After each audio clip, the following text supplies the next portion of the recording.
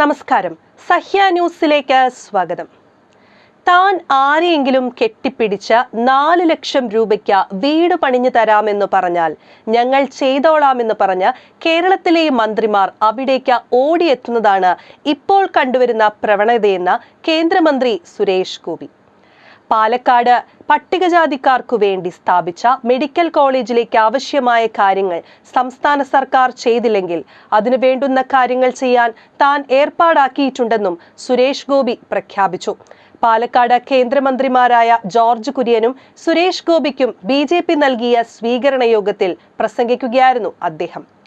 ഒരു കാര്യം കൂടി, ഞാൻ ശ്രീ രാധാകൃഷ്ണൻ MP അവറുകളെ പാർലമെന്റിന്റെ ഫ്ലോറിൽ വെച്ച് കണ്ടപ്പോൾ പറഞ്ഞു, ഇവിടെ ഒരു മെഡിക്കൽ കോളേജ് പട്ടികജാതിക്കാർക്കു വേണ്ടി സ്ഥാപിച്ചിട്ടുണ്ട്. അതിന്റെ അവസ്ഥ എന്താണെന്ന് ഇപ്പോൾ അറിയില്ലെങ്കിൽ ഇന്നു മുതൽ അറിയാൻ വളരെ ആഴത്തിൽ ഒരു ശ്രമം നടത്തണം. കരുവന്നൂർ പോലെ ഈ വിഷയത്തിലുള്ള ഇടപെടൽ നമ്മുടെ വിജയത്തിലേക്കുള്ള വഴിയായിരിക്കും. അവിടേക്ക് കേരള സർക്കാർ ചെയ്തില്ലെങ്കിൽ ഉറപ്പായിട്ടും അതിനു വേണ്ടുന്ന എല്ലാ കാര്യങ്ങളും അവിടെ മെഡിസിന് പഠിക്കുന്ന കുട്ടികൾക്കു വേണ്ടി ചെയ്യാനുള്ള ഏർപ്പാട് ഞാൻ ആക്കിയിട്ടുണ്ട്. പക്ഷേ ഞാൻ കുറച്ചു കാലമായി കാണുന്ന ഒരു പ്രവണത, ഞാൻ ആരെയെങ്കിലും ഒന്ന് കെട്ടിപ്പിടിച്ച് 4 ലക്ഷം രൂപയ്ക്ക് ഒരു വീട് വെച്ച് തരാമെന്ന് പറഞ്ഞാൽ മതി, ചെയ്യണ്ട, അപ്പോഴേക്കും മന്ത്രിമാർ എല്ലാവരും ഓടി അവിടെ എത്തും, ഞങ്ങൾ ചെയ്തോളാമെന്ന് പറയും. ഇത് അങ്ങനെ പറഞ്ഞതല്ല, അത് ചെയ്യാനുള്ള വഴി ഞാൻ ഒരുക്കിയിട്ടുണ്ട്. പല വീടുകളിലും പോയ മന്ത്രിമാരെ അറിയാമല്ലോ അല്ലേ? ഗുരുവായൂരിൽ ആരെയോ അവഹേളിച്ചെന്ന് പറഞ്ഞ് ചാടിപ്പോയ മന്ത്രിമാരെയും അറിയാമല്ലോ.